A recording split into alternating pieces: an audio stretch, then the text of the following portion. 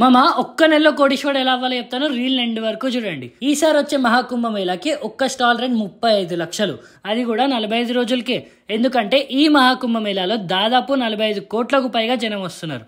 అందుకు ఉత్తరప్రదేశ్ గవర్నమెంట్ ఏకంగా 5,000 కోట్లకు పైగా ఖర్చు చేస్తుంది. ఈ జనవరి 13 నుంచి ఫెబ్ 26 వరకు జరుగుతున్న ఈ మహాకుంభమేళా నుంచి ఏకంగా 1,00,000 కోట్లకు పైగా రెవెన్యూ జనరేట్ అయ్యే అవకాశాలు ఉండటం వల్ల బ్రాండింగ్ అండ్ మార్కెటింగ్ కోసం కంపెనీలు ఇప్పటికే 3,000 కోట్లకు పైగా ఖర్చు పెట్టాయి. మీరు కూడా ఈ అవకాశాన్ని ఉపయోగించుకోవడానికి, డబ్బులు సంపాదించుకోవడానికి మేము అక్కడే త్రివేణి సంఘాట్ పక్కనే ఫుడ్ కోర్ట్ స్టాల్స్ అన్ని ప్రొవైడ్ చేస్తున్నాం. అందులో ఒక్కో స్టాల్ వచ్చేసి 35 లక్షలు. రోజుకి ఒక 10,000 కస్టమర్లు వచ్చిన 45 రోజులకి 4,50,000 మంది.